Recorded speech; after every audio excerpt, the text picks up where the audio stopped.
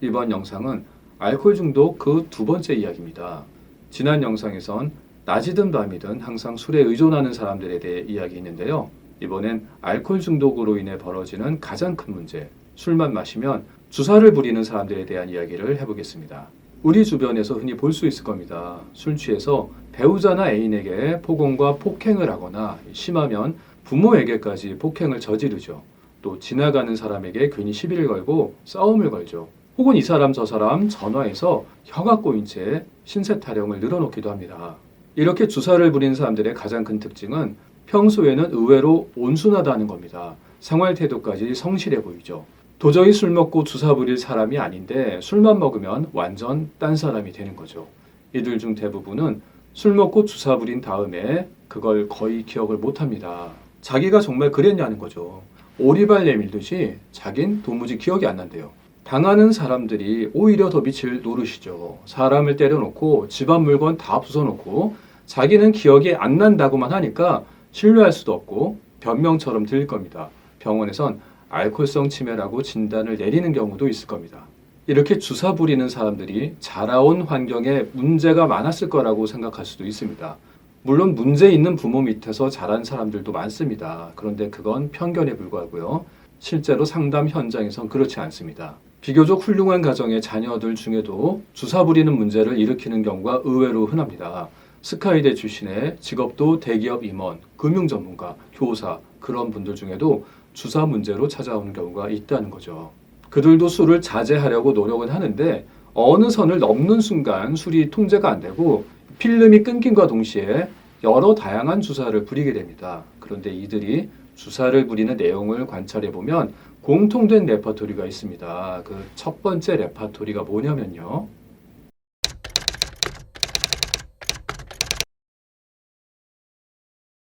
술 먹고 주사 부리는 사람들이 가장 많이 하는 말이 당신들이 날 무시한다는 겁니다. 네가 그렇게 잘났어? 네가 뭔데 날 무시해? 왜 날 투명인간 취급해? 그런 말을 가장 많이 합니다. 그래서 술에 취하면 괜히 상대방의 말 한마디에 자극받아서 분노하고 폭력을 휘두르죠. 길을 가다가도 행인이 자기를 기분 나쁘게 쳐다본다는 이유로 시비를 겁니다. 난 술 취해도 운전 잘할 수 있다면서 무시하지 말라며 만취한 채 음주운전을 합니다. 대리운전을 부르면 대리기사에게 시비를 걸기도 하고 택시기사에게 주정을 부리기도 해요. 그리고 취해서 집에 가면 어떻게 되나요? 배우자가 좋은 소리 할 리가 없죠. 그러면 그거 역시 자기를 무시한다며 나한테 이래라 저래라 하지 말라면서 폭력을 쓰고 물건을 다 부수죠. 이런 일이 반복되면 나중엔 술 먹고 들어가도 가족들은 괜히 말을 걸면 싸움이 커지니까 들어와도 신경을 안 써요. 그런데 또 사람이 들어왔는데 쳐다도 안 본다면서 사람 무시한다고 주사를 부리죠. 그리고 다음날 되면 간밤에 무슨 일이 있었냐면서 이 기억을 못해요. 이렇듯 주사 부리는 사람들에겐 평소에 무시당한다는 피해의식이 무의식 속에 용암처럼 잠재되어 있고요. 그 피해의식이 술 취한 상태에서 화산처럼 표출되는 겁니다. 그리고 또 하나, 두 번째 레파토리가 있습니다.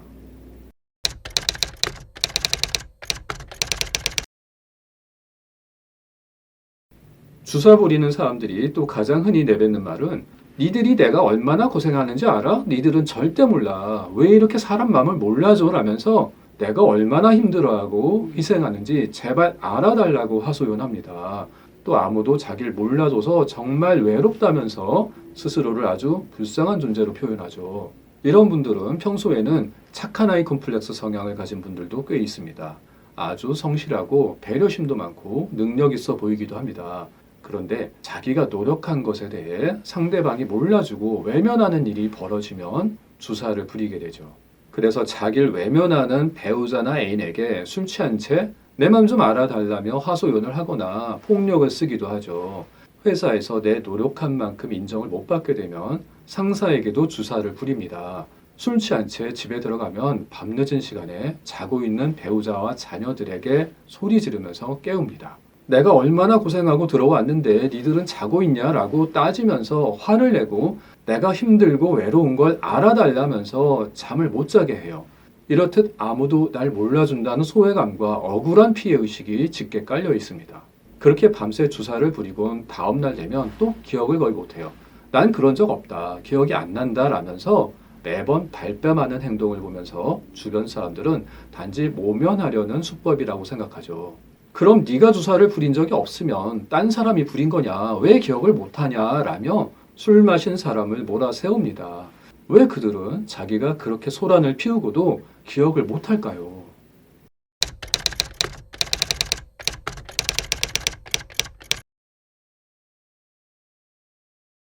주사 부리는 문제와 관련된 수많은 사례 중에 일부를 각색해서 소개해 보겠습니다. A라는 30대 남성이 있었습니다. 직업은 평범한 회사원이었고요. 결혼해서 아내와 유치원생 자녀가 있었습니다. 평소 회사에선 아주 성실한 직원이었고 맨정신일 때는 아내에게 아주 다정한 남편이면서 아이와 아주 잘 놀아주는 자상한 아빠였습니다. A씨는 어린 시절 너그러운 부모님 밑에서 사랑받고 자란 편이었습니다. 부모님 중 술을 좋아하는 분은 없었습니다. 그런데 청소년 시절부터 자존감이 낮은 편이었고 결혼 전 취업 준비생 시절에 우울증을 앓았던 경험이 있습니다.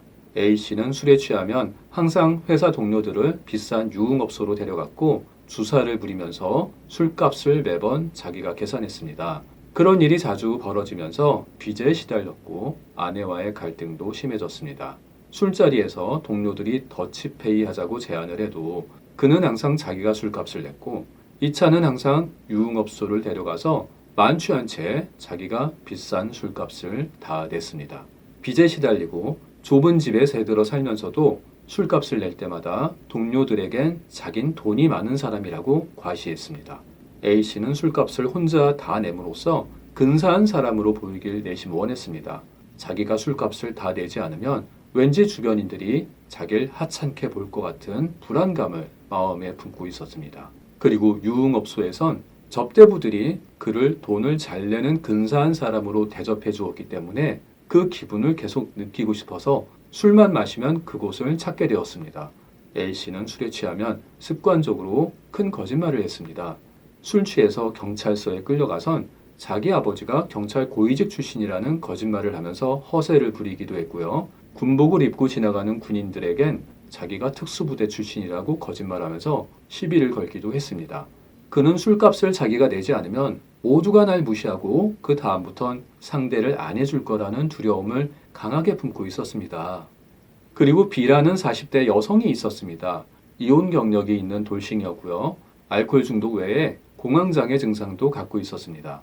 이분은 이혼 후에 직장에서 만난 남자친구와 사귀고 있었고 그 남자친구에게 술만 마시면 자주 폭언과 폭행을 저질러서 헤어질 위기에 있었습니다.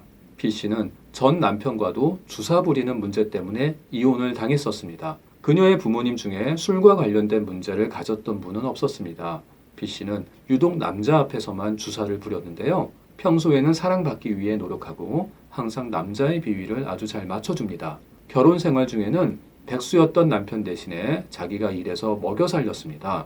백수 남편에게 싫은 소리 한마디 안 했고 집안 살림도 대부분 자기가 했습니다. B씨는 평소엔 그렇게 남편에게 헌신적이었지만 술만 마셨다 하면 남편에게 욕을 하고 때리는 일이 잦았습니다. 이렇게 고생하는 나한테 관심을 안 준다면서 외롭다며 울분과 분노를 터뜨렸던 거죠. 자기가 잘해준 만큼 상대가 관심 가져주지 않으면 주사를 자주 부렸고 결국 그 문제로 이혼을 하게 됐습니다. 그리고 이혼 후 사귄 남자친구와 연애할 때도 자기가 데이트 비용을 더 많이 내면서 남친에게 아주 잘해줬습니다. 그런데 남자친구가 바쁘다며 안 만나주거나 자기한테 약간 소홀해지면 어김없이 포금을 했고 남자친구에게 주사를 부리고 폭행을 저질렀던 거죠. B씨는 내 마음을 외면하는 상대가 죽이고 싶을 정도로 밉다라며 외톨이가 되는 상황에서 화가 치민다고 합니다. 평소에는 성실한 회사원이자 자상한 가장인 A씨, 항상 남자에게 헌신적인 B씨, 이들은 왜 술만 마시면 사람이 돌변할까요? 그리고 왜 그들은 마치 다른 사람이 주사 부린 것처럼 자기 행동을 기억 못할까요?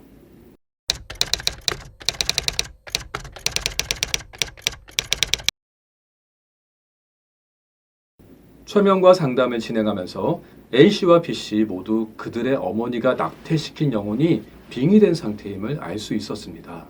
30대 회사원 A씨의 경우엔 그가 초등생 시절에 어머니가 넷째를 임신했습니다.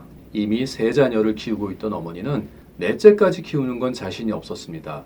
결국 어머니는 남편에겐 임신 사실을 숨긴 채 아무도 모르게 그 아이를 낙태시켰습니다. 그 낙태된 영혼은 철저히 무시당하고 버려진 상처를 간직한 채 A씨의 몸속에 빙의되었고 낮은 자존감과 우울감으로 가득한 불안한 인격체로 공존했던 겁니다. 40대 돌싱녀 B씨의 경우엔 그녀가 갓난아기 때 어머니가 연년생으로 둘째를 가졌습니다. 임신한 상태로 갓난아기를 키우는 게 부담스러웠던 어머니는 2, 3년 후에 둘째를 갖기로 하고 남편 몰래 그 태아를 낙태시켰습니다. 태어나고 싶었지만 누구에게도 그 마음을 인정받지 못한 채 그 태아는 낙태되었고 그 영혼은 외면받고 버려진 분노를 간직한 채 B씨에게 빙의되었습니다. 그리고 B씨 안에 함께 존재하면서 남편이나 애인이 자신에게 소홀하게 대할 때마다 술을 먹게 하고 억울함과 분노를 터뜨렸던 겁니다.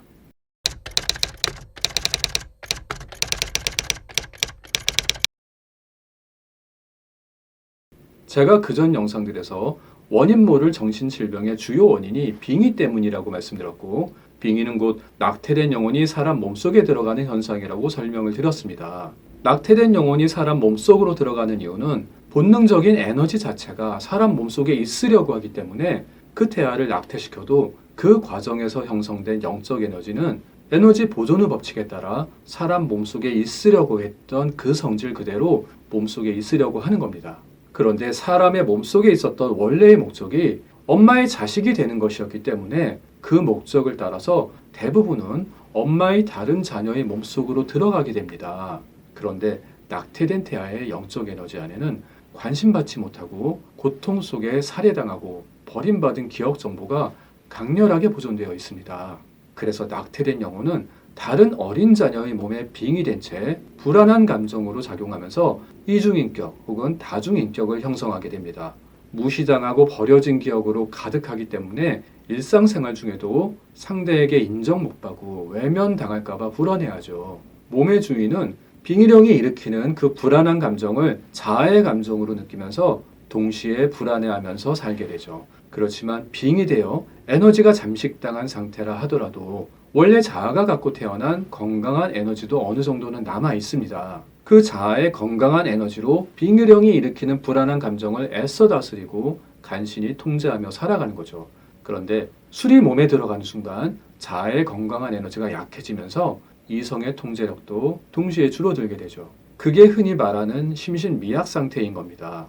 그렇게 술에 취해서 자아의 힘을 거의 상실하게 되면 그 순간 내 몸과 마음은 함께 공존하고 있던 낙태령의 동무대가 되는 겁니다. 그 영혼의 에너지는 무시당하고 버려진 분노와 억울함으로 가득하기 때문에 그 순간 눈빛이 확 바뀌고 표정에선 살기가 느껴지기도 합니다. 그리고 자기를 무시하고 외면했던 상대방에게 분노와 억울한 감정을 폭력적인 행동으로 쏟아냅니다. 그래서 회사원 A씨는 술자리에서 무시당하지 않기 위해 항상 비싼 술값을 자기가 다 냈고요. 술 취하면 무시하지 말라면서 자기가 경찰 고위직 자녀라며 거짓말을 하며 과시했던 겁니다. 그리고 돌싱녀 B씨는 술에 취하면 자기에게 관심을 안 주고 조금이라도 소홀히 대하는 남편과 남자친구에게 자기 마음을 몰라준다면서 주사를 부리고 폭력을 썼던 겁니다. 빙의된 상태는 이중인격 혹은 다중인격 상태인 거고요. 내 안에 전혀 다른 사람이 나인 척하고 공존하고 있는 겁니다. 그래서 내 자아의 스위치가 꺼진 상태에서 다른 인격체가 주인공이 되어 저지른 행동이기 때문에 의식이 깨어난 후에는 전혀 기억이 나질 않는 겁니다.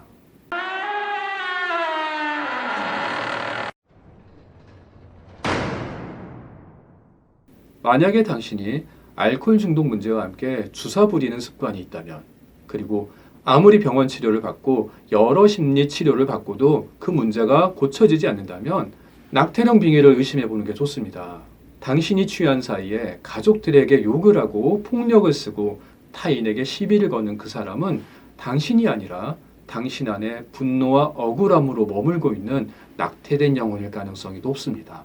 그래서 술만 먹으면 당신이 완전히 다른 사람으로 돌변하는 겁니다. 그리고 당신의 기억에 저장되지 않는 폭력을 휘두르면서 당신 가족들을 불행에 빠뜨리고 당신의 삶을 망가뜨리고 있을 겁니다. 그 영혼은 당신의 부모가 낙태시킨 형제 자매의 영혼일 가능성이 80% 이상으로 가장 높고요. 당신이 낙태시킨 영혼일 수도 있습니다. 또는 정서적으로 불안한 면을 갖고 있던 당신의 부모나 다른 가족에게 머물던 영혼이 당신에게 옮겨온 것일 수도 있습니다. A씨와 B씨는 지극히 일부 사례에 불과하고요. 정말 수많은 사람들이 낙태령에 빙의되어 자기 의지와 상관없이 술에 취해 주사를 부리며 불행한 삶을 살고 있습니다. 당신 안에 공존하는 그 불안한 영혼과 분리되어야만 당신은 타인들과 기분 좋게 술을 마실 수 있고 편안하게 취할 수 있을 겁니다. 그 영혼과 분리되어 자아를 회복하는 과정을 제가 도와드리겠습니다. 이번 영상은 알코올 중독 중에서도 심하게 주사를 부리는 사람들에 대해 이야기를 나눠봤습니다. 다음 영상에선 다른 주제로 더 유익한 이야기를 나눠보겠습니다. 감사합니다.